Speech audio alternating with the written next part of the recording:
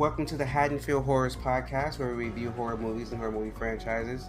Today we're watching Halloween 2018, set 40 years after the original movie, and only a direct sequel to the original movie.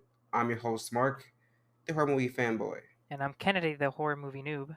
And before we hop into this, Candy, can you give them a plot summary? It's been 40 years since Laurie Strode survived a vicious attack from crazed killer Michael Myers on Halloween night. Locked up in an institution, Myers manages to escape when his bus transfer goes horribly wrong. Laurie now faces a terrifying showdown when the boogeyman returns to Haddonfield, Illinois. But this time, she's ready. So, Halloween 2018. First of all, I hate the name. They should have just went with Halloween H4O or just anything. Yeah. This is the third movie in one franchise that's just called simply Halloween. Like, come on, people. Couldn't they have titled it technically Halloween 2? Because it is the sequel to the first one. People would have hated that as well. They should just said Halloween 40 years later. Like, they could have did anything, but three movies in one franchise with the same name. It gets confusing. So, do you remember the hype for this? Because this is the first one post the remakes that we were around for the promotional period and the hype, all the news articles. Like, where was your head at when this movie was approaching? So by the time that this movie was came out, I was already a Halloween fan. Um, I remember like late 2017 because I feel like that was probably around the time when the first trailer came out, or I don't remember what like I guess we were getting like snippets of stills or kind of about the plot Mostly just Jamie Lee doing because I interviews. was watching a few horror YouTubers and I was in like late 2017, which were getting me hyped for this movie. Um, Unfortunately, at the time when the movie released, because I wanted to go see it Thursday night for the premiere, but I didn't get to watch it until I think Sunday night.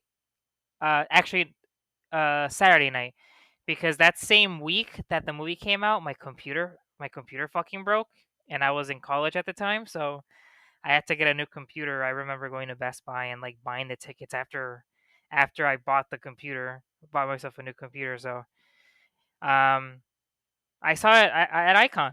I saw it in the VIP section, so that was fun. But yeah, I was definitely hyped going into this movie because by that point I was already a huge Halloween fan. I was watching a few horror YouTubers at the time. I had bought the Scream Factory, the complete collection. It's not the like the deluxe collector's edition or anything. It was just the 8 movies.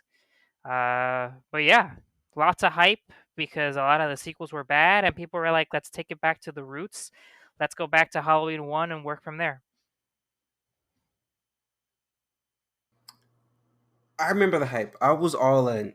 I've been a fan of the series since I was a kid, and I do remember the hype and promotion for Resurrection, and I was never interested in the remakes because by that point I had already seen the Texas Chainsaw Massacre remake and the House of Wax remake, so I wasn't really big on remakes. So I wasn't hyped for any of those. I saw those, but Halloween 2018 was the first Halloween that I saw in theaters, so I was pumped for it. I was all for it. I avoided all trailers. I didn't see not one trailer. I saw one trailer. It was the ones that focused on the podcasters, and I was like, okay, no more trailers for Hmm. me. I listened to interviews from Jamie Lee Curtis, which I then realized that was a mistake because I was slowly starting not to like her anymore. So I was like, no more interviews. Just wait till the movie come out. Uh, Leading up to it, I was working at the Icon movie theater, but I was like, I have to be gone from this job before this movie comes out because Marvel movies and horror movies, especially big franchise horror movies, are always the most busiest, crowded time of the year. Horror movies, Disney movies, particular Star Wars and Marvel, those three types of movies, I was like, no. So I was lucky enough not to be there, but I still went to Icon with my roommates on opening night, and I enjoyed it because of the crowds. Horror movies are made for people who yell at the screen, And if you're kind of person who doesn't enjoy being around people who yell at the scream, then going to a horror movie is not for you, because that's exactly what was happening. And it wasn't annoying. It added to the experience. Like the lady behind us was just like, "Oh my god, you dumb bitch, don't do that. Oh my god, he finna die," and it kind of just made the experience. So I was so hyped and so pumped for this, and I remember walking away liking the movie, but also feeling that it made no sense. And watching it to do the podcast today was only the second time I watched it fully all the way through, because it's not for me. But not to say it's a bad movie, it just feels useless and redundant, and a lot of stuff about it doesn't make sense. Start with, why is Laurie there? If this only connects to the first movie, we don't need Laurie and her family. That just felt dumb. It only made sense in H2O because they were related. He was hunting down Laurie, and she had like Laurie Strode from this movie would have made more sense in H2O, because I felt like her trauma, like the things that she did having her decked out house, would have made more sense, given that she survived the events of part one and Yes. part two, and knowing that he's your Mhm. brother. Yeah. Like he tried to kill all your friends, tried to kill you, then tracked you down to the hospital and killed everyone in the hospital to get to you. Yes. And, oh shit, he's your big brother. So yes, I'm traumatized. Yes, I can't keep a husband because my family tried to kill me. So of course I'm having a hard time connecting with people. I have a hard time connecting with my daughter and my granddaughter. Like all that makes sense in context of H2O, because they were related. And the Carrie Tate from H2O would have made more sense in this movie, because you survive a traumatic experience, you leave town, you change your name, but you're not at a point where you want to fortify or apart your house because they only attacked you that one time. And it was all Mhm. happenstance, not that your brother was trying to kill you. So I feel like them cutting out part two hurt the movie. But I'll talk about more about that, because they fucking trashed all the sequels just to then acknowledge them or do little Easter eggs of all the sequels. But I'll explain that later. What about you? Do you have any let's move to plots and Well, scenes. Do you before have any move on to that, I just want to say that everything that you just said was completely brilliant. Uh, you're totally right that this Laurie, this super scared and depressed version of Laurie, doesn't doesn't make enough sense considering she only went through the events of part one. Whereas the H2O Halloween 20 years later, Laurie, it would have made sense. It would have made more sense in that one, because not only did she survive Halloween night and seeing her friends get killed, but then also getting chased by Michael in the hospital. Like that would have made more sense, but instead, I don't know. It just makes it feel like she's a little mentally unwell, because I mean, it's been 40 years. Michael's been locked up, and I mean, I'm not trying to invalidate her feelings or anything like that, but I mean, it's just kind of like they're really just trying to. They're really pulling at straws here to just kind of make the plot work. They're like, yeah, she's been traumatized for 40 years. Everyone, this 80-year-old Michael Myers is like, she's still afraid of him. Um, she's that traumatized over one over encounter? one encounter. I'm like, what the fuck? And then to like the, when the podcasters are talking to him and talking about him and they're going over the whole spiel, it's like he isn't worth the hype. He This sound bad, but he only killed what his sister, the mechanic. He killed Bob, Linda, and Annie, and a dog. Hmm. He killed the No, you're mechanic, you're totally right. I his see what you're his saying. sister, Bob, mechanic, Annie, Linda. So like he killed 5 people. You don't do true crime podcasting for a spree murder unless it's like on a major scale. Like true crime fanatics aren't gonna be interested. Oh, he killed 5 people. Like sad to say, that wouldn't be like a Well, big it story that people would be following 40 years It's later. interesting that you say that because I think one of Allyson's friends also mentions that, right? It's like, because all things considered, there's a lot worse stuff that's happening today, and like, I mean, what, a couple people getting killed by one guy with a knife is not that big of a deal. That wouldn't be, yeah, it wouldn't be this big focus. But if it was taking part the events of part one, he killed 5 people, he killed 4 people, and he killed his sister earlier. But then he killed the people. He killed the teenage girl after he took the knife from the Elrods, and he went and massacred a hospital just to get to his sister. Like, they could explain the way the explosion. Like, that could have been easily explained away. They did it in part four, and we all just went with it. Loomis survived in H2O, and we all just went with it. Like, it wasn't. It wouldn't have been hard to explain that away. And then I was reading comments because I was watching certain, like, some YouTube videos. People were like, "Well, making him Laurie's brother kind of took away from the fear." I'm like, yeah, it's true, but after 40 years, it's a pop cultural fact that Michael and Laurie are brothers, it's the same brother and as like sister. Luke and Vader, right? It's that well known that they're both Yes, siblings. that they're father and son. No, I was talking about Laurie and Michael, that they're both Oh siblings. yeah, That's like one of the most yeah. pop culture relevant facts in history. I'm just like, you could. I'm like, and that the movie only works because taking that out, everything was just like happenstance. Like, Yeah, yeah, things just things just happened because they needed to happen. Nothing was like organic. yes.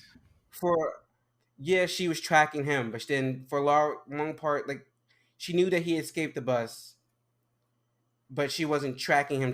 She was just lying in wait because she knew he was coming back to Haddonfield. Like, no one was looking for each other.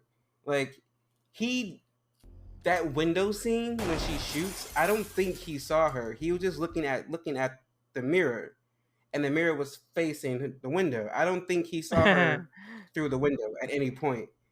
And I don't even think when he was attacking her that he even knew or remember who the fuck she was. He was just trying to kill, and she was Well, there. like you said earlier, I think it just would have made more sense to kind of just move away from Laurie because, like you said, it just kind of makes everything not feel organic. It's like, ha, she just happens to be here still, like, and an Yeah, entire I'm just family like, too, like. yeah, I'm like, he's not even. I was like, I don't even think he knows who Laurie is or remember who Laurie is. She's just some old bitch that he wants to kill. Well, I think it would So be more in character if, like you just said, like he doesn't even know who the fuck she is. He doesn't remember I don't anybody. think he did because it didn't seem to have any significance for him. He was just going through the motions. But then when they were doing certain things in the final battle, it was just like, this would way more if I felt like he knew who she was. I Yes, don't think he yes. I don't think he knows who this old lady. He's not putting together that this lady with gray hair and glasses is the blonde girl he tried to kill 40 years ago. Like, there's no connection there. It's just Yeah, yeah. Like we're told that they're not connected, they're not related in any way. So for as far as we know, uh, uh, uh, to Michael, like Laurie's just another person. Like he doesn't know who the fuck she is. Like I'm just gonna kill you because I'm Michael Myers. Like fuck you. Like like it takes off so much of the significance and the weight to the story because to him it's just Laurie's just another person.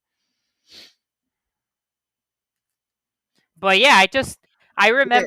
I remember so like my general thoughts and we'll get into so much more later in the podcast, but I remember when we finished watching the movie at the theater at Icon, I knew from the very beginning that I didn't like it as much as I wanted to, but I kept telling myself, "No, it was good. It was good." Like I'm here at Icon. I had the VIP experience. I'm here with my family. It was good. It was good. Like it was good. Maybe it's just me. I got to watch it again. But it's definitely one of those movies where, after multiple viewings, my opinion for this film has dropped. I do think that critically it is better than like Part Five and Part Six, or Resurrection. I do think critically it is better. I think nobody can argue that. But it's certainly one of those movies where I think I was let down a little bit in terms of the quality. And the more I watch it, the more things Were I you ever notice. scared? Uh, I think there were a few moments where maybe I kind of like squinted my eyes during certain scenes, like at the end, like the final battle scene, for example. But obviously now that I know what happens, I'm not scared anymore. See, that's the issue because I've seen the original Halloween, the first Halloween, Halloween 2, Hmm. several times. Those movies still scare the shit out of me. For to a degree, H2O still scares me a little. This movie doesn't have that same rewatch factor. Like I don't care how many times I watch Halloween and know what's gonna happen. When he hops out of that closet and attacks Bob, I jump every Mm. time. Like I just don't care. Like I still get that shock when he strangling the nurse in the hospital jacuzzi. I Yeah. still get a little. But this movie did nothing. It looked great. They tried to get back that gritty feel from the first one, but it didn't work for me. Yeah, there were. You could tell it was a big budget movie trying to look low budget, and it just did not come off well for me. Oh, it didn't even feel low budget to me, but there were definitely a lot of callbacks to Halloween 1, which why would you put yourself why would you handicap yourself and be like, yeah, we're only going to go off of the first one. Uh so like you could really only do callbacks to like that one, and like there's a lot of like Easter eggs or like certain shots where they call back like Yeah, yeah. Before we get to that, let's talk about the scenes. Were there any like standout scenes or plot points, good or bad, that you want to bring well, I up? do think one of the most epic moments of this movie was in the final battle where Michael looks over the ledge and Laurie isn't there, and they play the subtle the shape like sort of sound. I thought that's probably one of the most epic moments of this movie. I will say that part was cool. Plus, it's a callback. It's a callback to part one. It's a callback to the Curse of Michael Myers. Hmm. They've only done that 2 years, so yeah, I get that. Anything else? Uh, well, I mean, it goes without saying that entire ending sequence with like the Strode family fighting Michael was cool to me. Um, I also will say that the Shapes hunt Allyson. Not on the scene. Oh, okay. Well, going back a little bit, but Allison's friend who like tries to kiss her and then like she's like, oh hell no, and leaves, and like that whole scene where he thinks that he's talking to the neighbor, but it's really Michael, and the lights go out, and then they keep coming back and off, and he gets closer and closer. I love that scene. Hey, where'd you go, man? Dude, you're acting like And you're then crazy, when Michael finally kills him and you start hearing the shape hunts Allison, I think that soundtrack, that song is really memorable.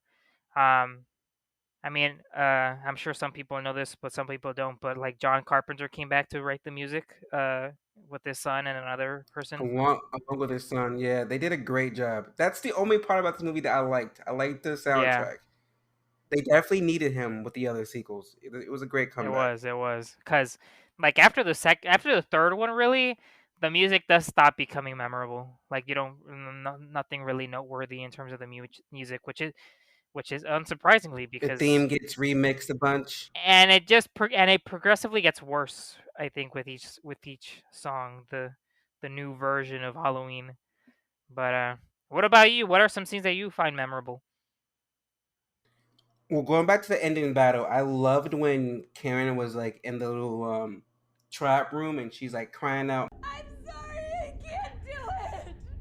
and then she just like, boom, shoots him. Yeah, That's actually one of my favorite parts of the finale. The finale didn't really enjoy it because it didn't have any substance or weight behind it. yeah, He got there because he was driven there.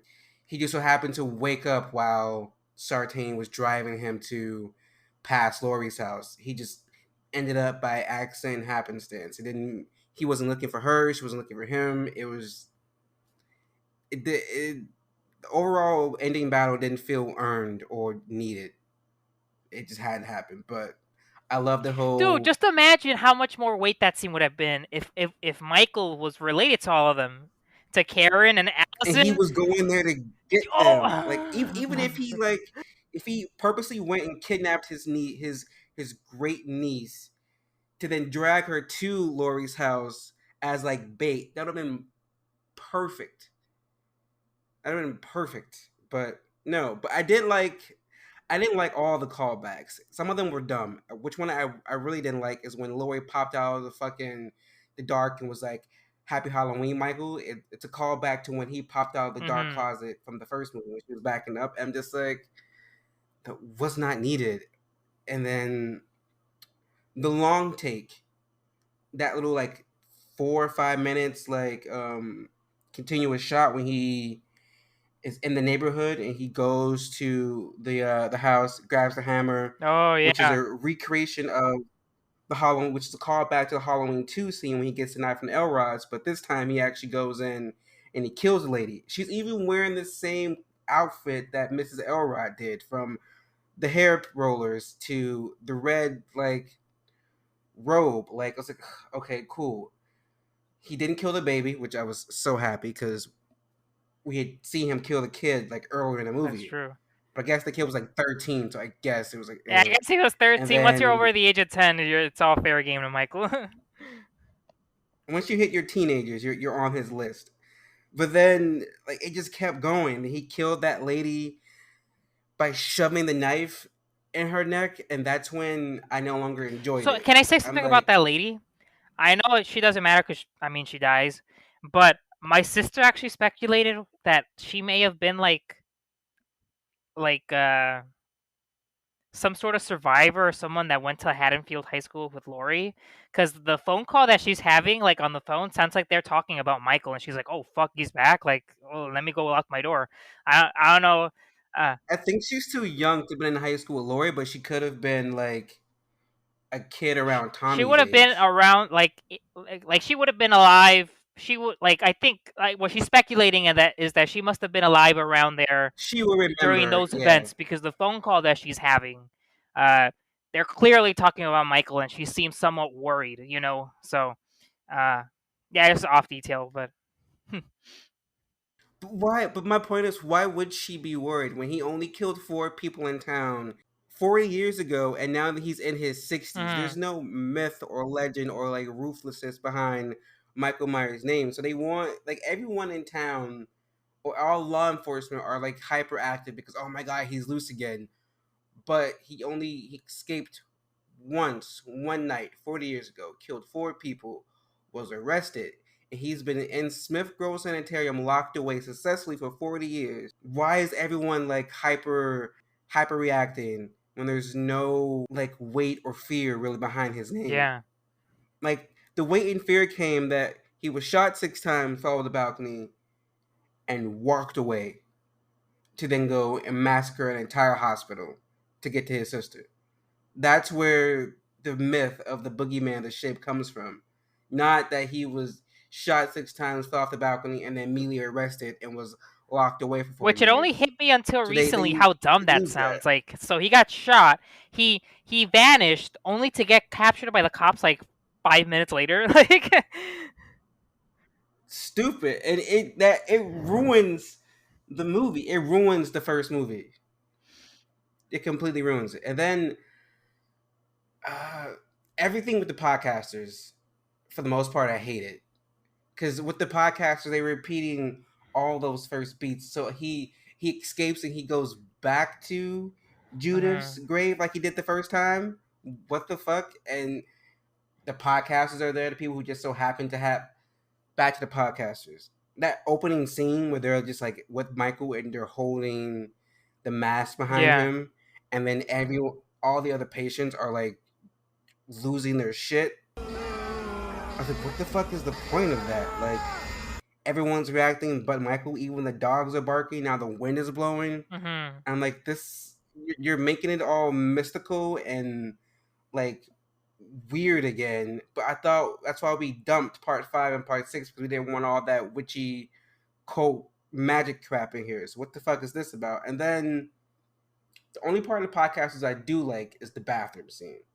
Now from the outside, it looks like a recreation of the gas station from part 4, the one that Michael blows up. Oh yeah. But then the whole bathroom scene is a recreation of the bathroom scene from H2O. But H2O, he left the mom and the daughter alone. But in this one, he he fucked up the podcasters. Now I think the guy could have survived. He didn't look that like he looked like he got beat the fuck up, but I don't think it was like deadly injuries. Yeah. But the girl, he definitely when he dropped the teeth over the stall, I was like, oh shit. But that was all happenstance just to get his mask back. Like shit just happened to get Michael in like particular places, and it didn't seem natural. It didn't flow.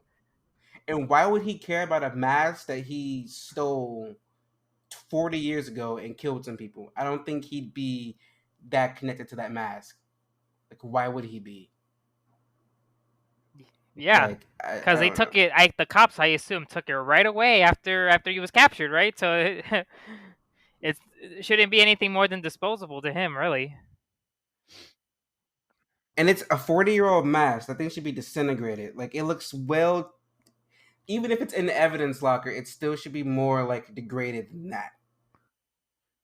Which, by the way, how the hell do some podcasters fucking get access to literal criminal evidence? Like, Well, I do know 'cause I listen to a lot of true crime podcasts, and some of them either have already had established relationships with certain organizations. So most true crime podcast hosts are either former cops, former like DAs. They had some involvement in law enforcement, or they were part of a nonprofit organization that helped like solve oh, unsolved okay. cases and shit and stuff like that. So some of them have like have a background in law enforcement or have some kind of connection to law Oh, I enforcement. see. So that part I believe. And sometimes they reach out to victims' families to get like firsthand accounts. So like their whole interview process was like I got that. Them having $3,000 to give away, that was like, no, what the hell? What podcasts are they running? They're on some next level I know, shit. right? I wonder how many Patreon supporters they have. And I was just like, okay, so all that was bad. Like the stuff with Allyson and her boyfriend, I got what they were doing. They were setting up for Halloween Kills, but he was literally there for like 3 scenes and then disappeared for the rest Yeah. of the movie. He's not in any part of the climax, but his dad's coming back for part 2 for Halloween Kills. I Oh mean, shit. Okay. so we're gonna have Lonnie back because Lonnie was in the first movie. So we're gonna have Lonnie and Tommy and Lindsay. I'm like, if you would have just made this movie with Tommy and Lindsay and left Laurie out of it, I would have still watched it. I mean, I think it's awesome that they're bringing all those people back. I guess. I do too. I just feel like that would have been better if you'd have done that for me in H2O, or it just because I'd be as Tommy Wallace and as Tommy Doyle and Lindsay Wallace, I'd be like, I've been traumatized. Them being traumatized, I would believe more because they were little kids, prepubescent, like barely being developed, Yeah. and they went through this traumatic experience. Them being fucked up, I believe, and it would have been like, okay, my life has been one horrific event after another because your brother tried to kill you, which then traumatized me when I was a kid, Yeah. and them having some type of like conflict, like this has happened to us and happening again because of your fucked up family. That would all be a better payoff. Like I'm excited to see what they're gonna do in Halloween Kills. I'm gonna watch it, but it just the lack of familiar connection ruins it. And I didn't when they released it and they're talking about it. I was like, okay, they won't be siblings. I was like, nah, that probably won't change it too much. Like, yeah, we lose 40 years of like canon and lore, but it wouldn't be a big change. And then it happened, and I'm like, oh, this doesn't. The franchise feels off because they have no reason to interact. He can just go off killing Yeah. Because now people. you're. Yeah, it's hard because, like I said before, they're handicapping themselves because now they only have off of one movie where they can get source material from, like in terms of like developing plot points and stuff. So or characters. And I And I feel like especially Laurie was more fleshed. She was fleshed out more and given more to do in part two. Also, they keep mentioning Loomis, and it's like, yeah, as the fans, we know how great Loomis is, but in movie universe, he quit after Michael was arrested. He stopped being Michael's like doctor. So there's no need for you to keep bringing him up every goddamn like minute in the movie. Every time we see Dr. Sartain, he's like Loomis, Loomis, Loomis. I'm just like, but why? He did nothing. He quit. What? Do you have any hot takes? Hot takes? We're just kind of bigger picture wise, like we've been talking before. I just think that okay. Here's my hot take.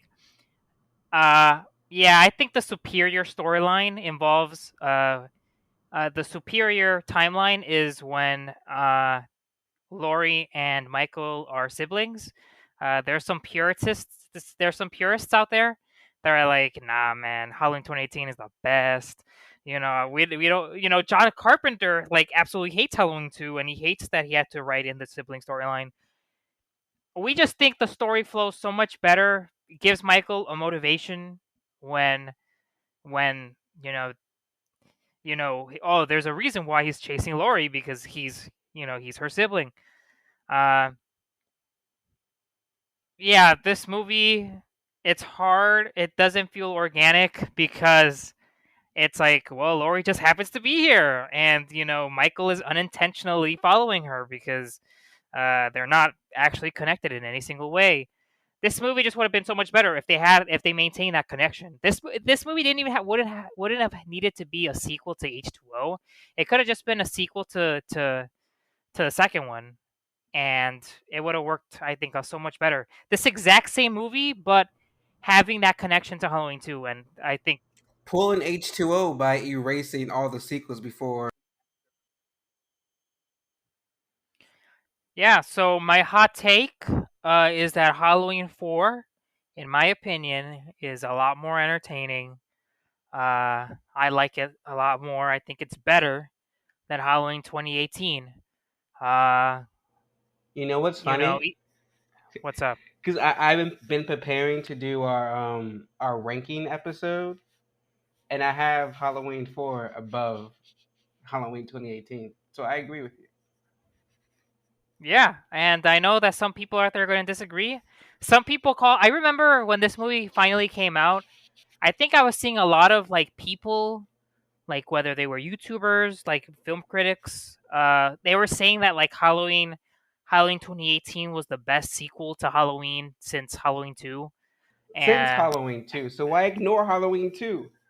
yeah, yeah, yeah, and I disagree with that because I feel like this movie, and we both love Halloween. You're a lot more of a diehard fan that you've been watching it since you were a child, and this is just one of those movies where it's just the more I watch it, the more I not that I think it's a horrible movie critically, but It's a just good a movie movie. where It just doesn't make sense when it's just you feel like it could have been a lot better, many more missed opportunities, and just overall errors, kind of plot as a Star errors that Wars you see. fan, if the new trilogy, the most recent trilogy, if they would have erased and they were just like, oh, by the way, Luke and Laura aren't actually not Luke and Laura.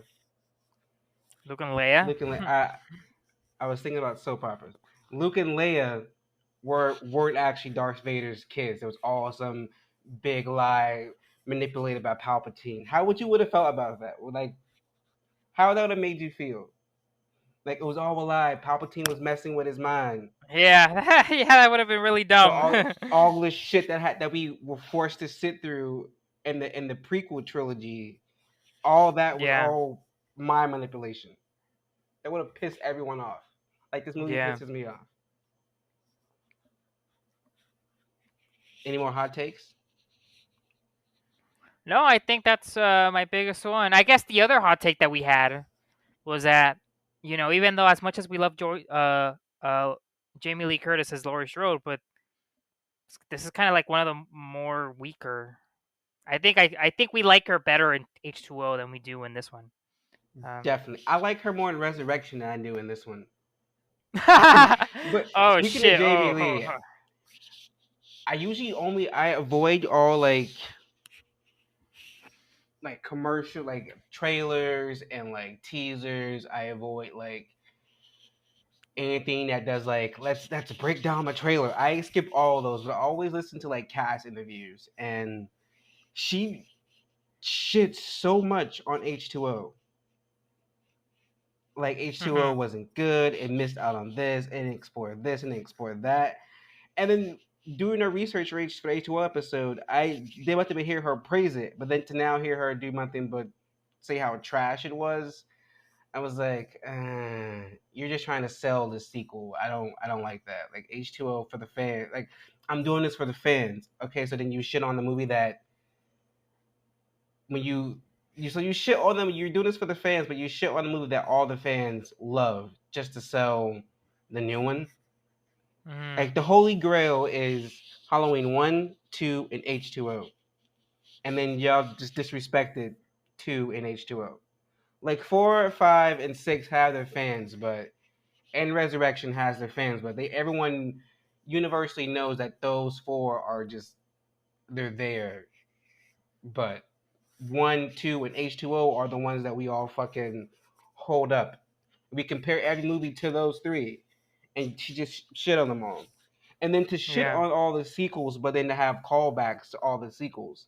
Like I already mentioned that the first shot I'm long take is a throwback to part 2. The chick he sees in the nurse costume is a throwback to part 2. When the kid walks up to him before that long take starts, and he's holding the toy boombox, that kid's wearing the exact same like outfit that the kid was wearing in part 2. But you ignore it part 2. But you did like 3 callbacks to part 2 and 1 continuous take, and then 3 kids run past him, and they're all wearing the fucking silver shamrock mask. Yeah. the bathroom, the whole gas station bathroom scene is a callback to part 4 and to H2O. The babysitter's boyfriend has a fucking stupid toy like donkey that's called Tate, which is a throwback to Carrie Tate of H2O. It's so many callbacks to the sequels that you all have been like shitting on the entire movie while recreating the first movie, but putting Laurie in all of the places we saw Michael in the first movie. I was like, this movie... Laurie's basically Dr. Loomis in this movie. No, Laurie is Michael Myers in this movie. And Dr. Loomis. She's playing both roles. They keep putting her in Michael Myers' fucking like scenes and moments while she's also doing the screaming and shouting about Michael Myers like Dr. Loomis did. And I feel like no one was taking her serious because, again, he only killed 5 people total and was locked down for 40 years. Yeah. Like, I feel like it'd been more urgency if we had the whole fucking part 2, but whatever. This movie tried too hard and it got lost in the shuffle. But let's move on to characters. We already talked about Laurie Strode. Do you want to go? Do you have anything else to say about her? No, not really. I already said. It just kind of doesn't make sense for her to be the person that she is, given she only went through 1 movie. So I was hyped that Jamie was coming back, but then watching the movie, she doesn't need to be there. No, she doesn't. I think it would have just made more sense if Michael escaped and he was kind of running rampage in Haddonfield again. It was like a new protagonist. If you're going solely off of part 1, so they're not related, it would have made more sense if he was just like following someone else completely, and then maybe for the sequel, the survivors of the first one of Halloween 2018, they search for Laurie because she's like the sole survivor from the massacre.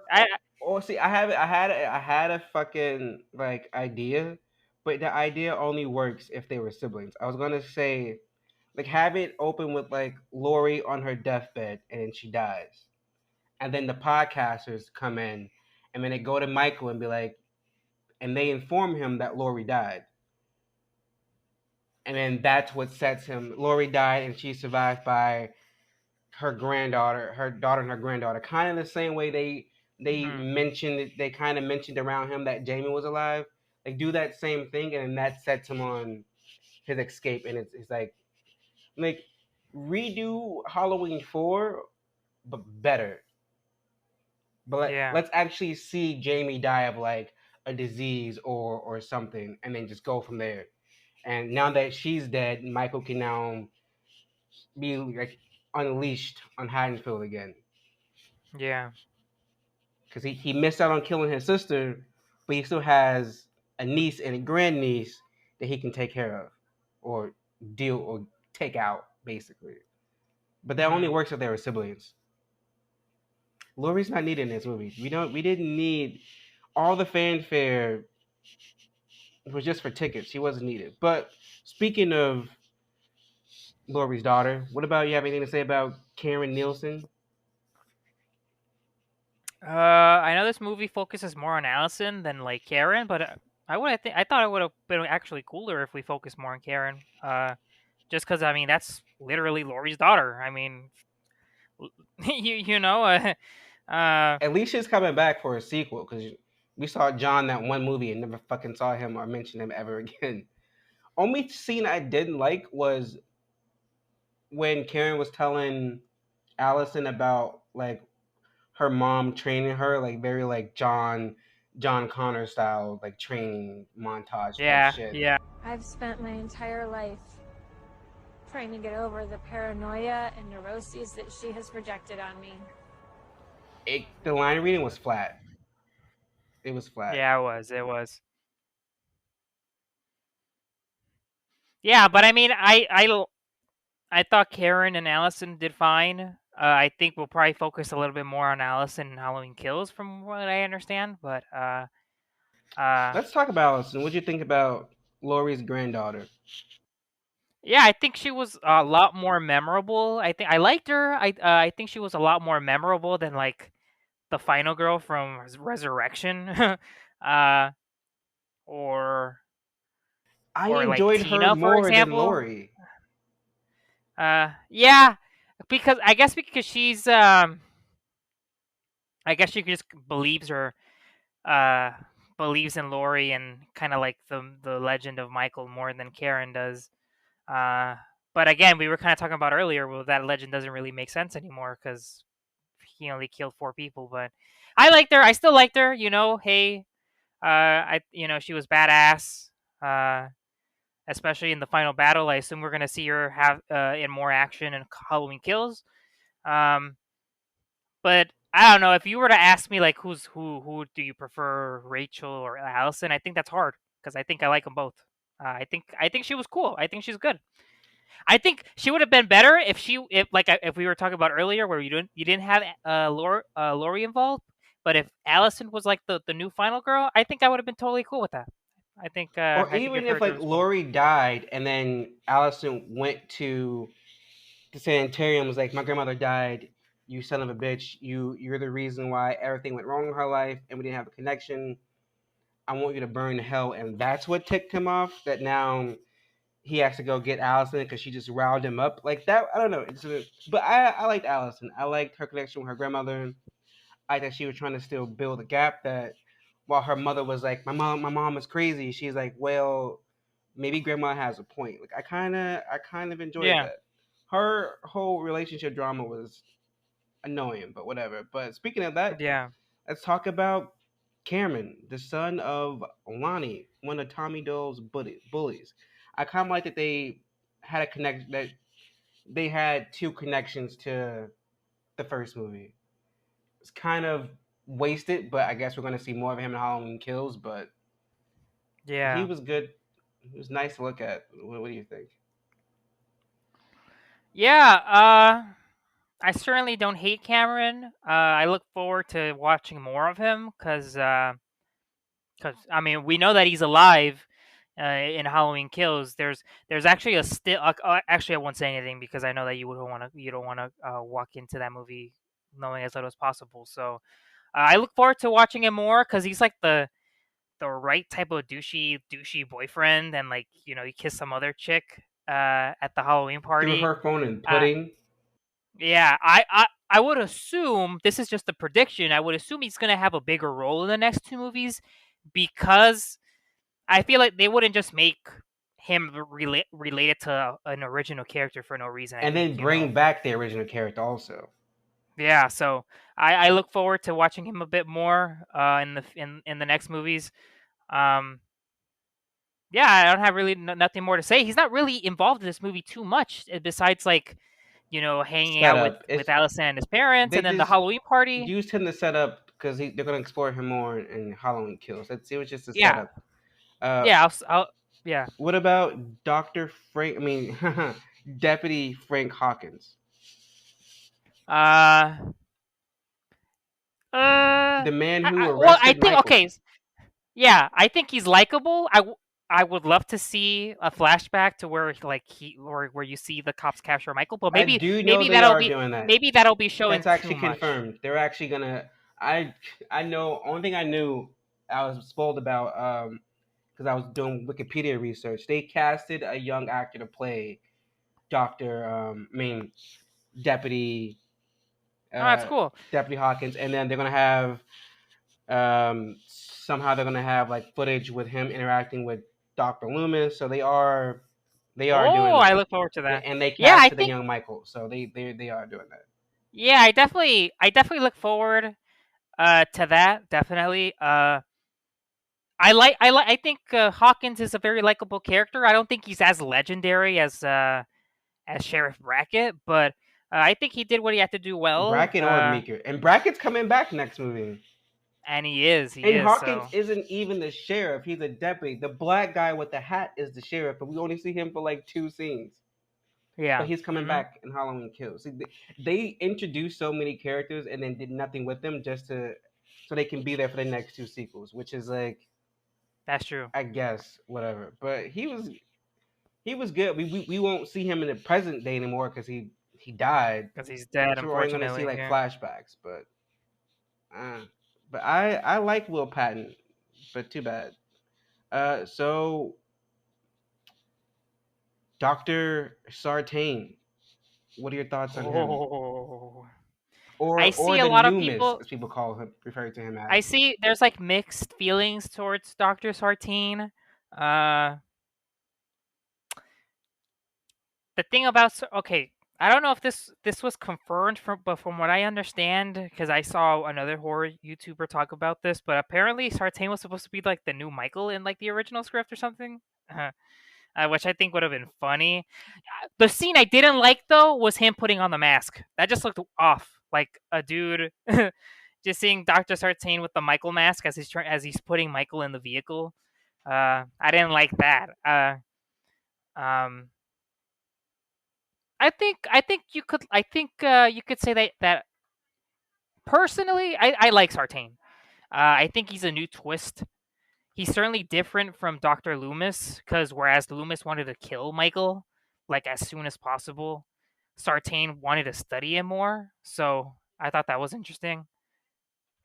I think his death was pretty cool though. Yeah,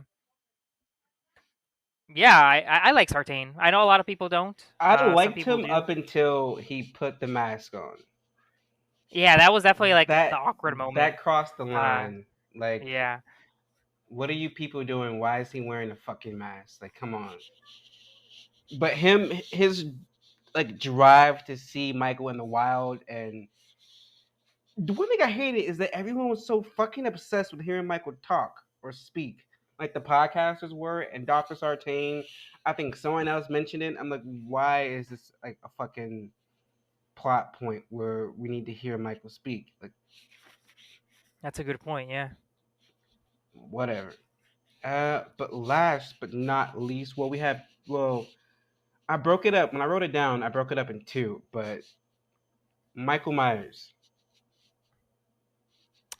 I liked him. I don't think you could really complain with Michael here. I like James Jude Courtney. Yeah, and he did a good job. They kind of, I talked about this in the Resurrection episode, but it started to become a little bit more wacky with Michael. Some of that seriousness was gone. felt a little bit more like Jason almost, because Jason like sometimes he trips and falls or whatever, or he gets stunned and like he visibly gets stunned, and that was not that was never something with Michael, but they went back to the roots. Part one, kind of a supernatural sort of influence on him, but it's not obvious. Much more serious character. Can't complain. Can't complain about the Michael performance. I thought it was great. He definitely moved a lot like Nick Castle did, but also Nick Castle was on set, and Nick Castle actually got a chance to play Michael again, but only for one scene. The scene where you think Michael and Laurie are looking at each other during the window. That was Nick Castle. Yeah, that And was neat. then He does the legendary neck turn. yeah, The and neck. then the breathing sounds at the end are also Nick Castle. Oh wow. So I do like that they brought all the people back to to be a part of it. I would have preferred if it was actually Nick Castle the entire time, but he's older now, so I guess. But I don't know, I have no problems with the Michael Myers performance in this movie. But Same. about the one performance I don't have a problem with, to be honest. Yeah. So I don't know, this movie, like I got what it was going for, but they did too much and there wasn't a payoff for me at least. Mm. So I just feel they were trying too hard to be too big and they lost sight on like what the fans love about Michael Myers and Halloween. So Yeah. let's move on to some behind the scenes info. The budget for this movie was between $10 and $15 million. There's no like definitive amount set, but they made $255.6 million back in the box office. This is the biggest release since H2O. Like they made more money than Halloween 07 and Halloween 2 in 2009. Um, the reason we got this sequel, remake, whatever the hell they call these things now, is because after Halloween 2, Rob Zombie didn't plan to come back. He had a horrible time with Halloween 2 in post production. He did not want to come back. He was over it. But the Weinsteins were still going to make a Halloween 3, and it was going to be a gimmick. Halloween 3D. Oh no. Kind of like Friday the 13th 3D. Like, did the people not learn from that? Yeah. And it was supposed to come out in the summer of 2010. But things just didn't shape up. They're either gonna like, 'cause depending on which version of Halloween 2 you watched, Laurie died, or she was in a mental hospital, and so they were gonna pick up with the version where she's in a mental hospital and have her at the psych ward because they're gonna say that she killed Dr. Loomis and Sheriff Brackett, and then it's gonna be 1 year later, and Michael Myers is gonna track her down, and they're either gonna do that Quentin Tarantino thing, like Quentin Tarantino was gonna write a movie where Michael and the Men in Black were on a road trip. It was gonna kind of be like Michael and Laurie trying to outkill each other, like a sibling competition, sibling rivalry. What the hell? And I was like, glad that didn't happen, but would have been interested. And it was gonna be in 3D, like okay, but none of that happened. They couldn't find a good director. Scripts were kept getting denied. No studio wanted to support them, so it never got off the ground. So made way for Jason Blum of Blumhouse and Danny McBride and everyone to get together under David Gordon Green's direction. Yeah. Critic reaction. This has a 79% on Rotten Tomatoes with an average rating of 6.8 out of 10. Variety felt that the film brings the series back to its roots, calling it an act of fan service disguised as a horror movie, which I completely 100% agree with. But it's fan service in a way where they think the fans are dumb and have no appreciation for some of the better sequels. The Verge said that the film was better than almost every other series in the franchise, and a fitting coda to the story that began 40 years ago, which I don't agree with. Entertainment Weekly described it as a faithful, fundamental sequel, and it's funny too. So, like overall, it's a good movie and people liked it. It's just when people who are like me, who are hardcore fans, are just like, this is not the movie that we fell in love with. This is not what we're used to. So I think that's the main issue. But that's our issue. So to close it out, what is your review out of 5 for our last entry of the Halloween franchise? Um, ooh, that's hard. I think I'm comfortable giving it like a 3.5. Yeah. Yeah, critically, it's not like a horrible movie, and it's certainly superior to Part 5 and Part 6 and Resurrection. Uh, but again, it's just a movie where I feel like I felt a little let down. I think because I thought it could have been a lot better in some areas, but it's still a fine movie to watch. So I think I will also give it a 3 point. No, I give it a 2.3. that's Acting, odd. acting was great. Some of the acting was great. The story makes no sense in context when they're not related. So everything just kind of happens for story's sake. It didn't feel natural, all felt forced.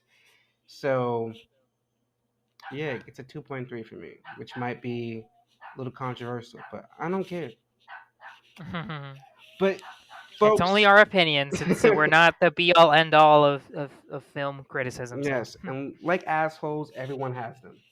Sorry. But we've reached the end of our Halloween franchise. We did this to lead up to Halloween Kills. We plan on watching opening night when it comes out, and we will have that for you guys not next week, but probably the week after that. Because next week we're going to be doing our ranking episode. So uh, this has been good. Halloween 1978. Now we're coming up to Halloween Kills. Uh, should be interesting. It's been a wild journey here at the Haddonfield Horror Podcast. So thank you all for listening. And don't forget, next week we'll be giving our rankings from the movies that we've seen so far. And before anyone mentions it, we did not forget about the 2007 remake. We're planning on covering all remakes in one big season together. But we have to watch a few more movies and a few more franchises before we get there. So bear with us, people. Thank you. The Haddonfield Horrors Podcast is a Letters to Media production. Should we do an intro?